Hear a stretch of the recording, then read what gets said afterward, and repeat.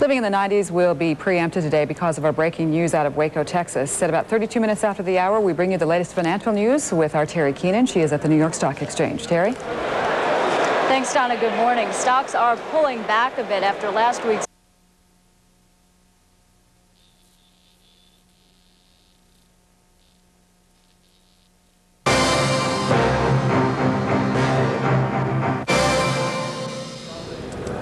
CNN correspondent Bonnie Anderson has covered the standoff at the Branch Davidian compound near Waco for 49 of the 51 days it's gone on. Bonnie, we've been hearing reports this morning that the inhabitants of the compound may be being forced by the feds into an ever smaller area of the compound. Where might they be going? Well, let's show you a graphic of the compound and tell you what we know about it. Koresh's living quarters it's the only living quarter that has air conditioning and heating. It is more plush than any other quarters, and it is the only private room in the entire enormous compound.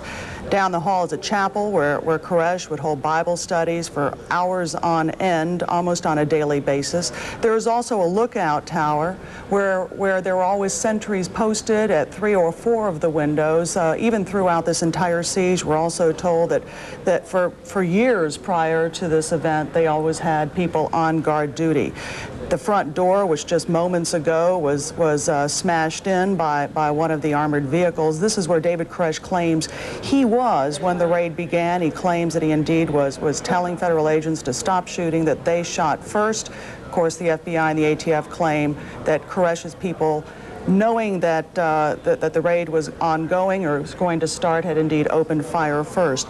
Living quarters are separated. Men and women indeed live and sleep in separate quarters. This includes legally married men and women. The men, according to the Branch Davidian theology that Koresh has put together, are celibate. Now, there's also a gymnasium and a storage area where we believe, at least FBI sources told me they believe the arms cache is, and an unfinished swimming pool. This was under construction. Indeed, the men of the compound have done all of the construction. As little as 5-6 years ago, this compound was a series of shacks, and little by little, room by room, the construction continued until its present state.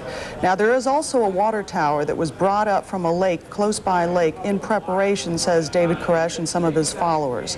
The FBI agents, however, have disabled the pump, and in days past, when there have been heavy rains, one could see people from inside the compound holding pots and pans out the windows, collecting rainwater. So it was very clear that they were having water problems. There's also a fuel storage area. Now, early on in the standoff, federal officials say they took away and knocked down 4 diesel and gas tanks. And then you can also see the perimeter fence. This has been in addition to this perimeter fence, federal officials have put up a concertina, a very razor-sharp type wire, barbed wire, surrounding it in case they had a raid, in case people tried to escape, or in the case of people actually going in. If you remember, two different people actually were able to sneak past federal authorities and get inside of the compound. Bonnie, of the areas you mentioned, we know that the front door to the building is among those that have been smashed in now by these large tank-like vehicles the feds are using. Any other areas you can pinpoint that have been smashed? At this point, it's hard to tell. It looks like some of the living quarters were indeed smashed in. The downstairs living quarters, my understanding is that is where the men sleep. David Koresh's living quarters are on a second floor as well, on the same floor with different women. All right, Bonnie Anderson. And CNN's live coverage of events in Waco and elsewhere continues after this.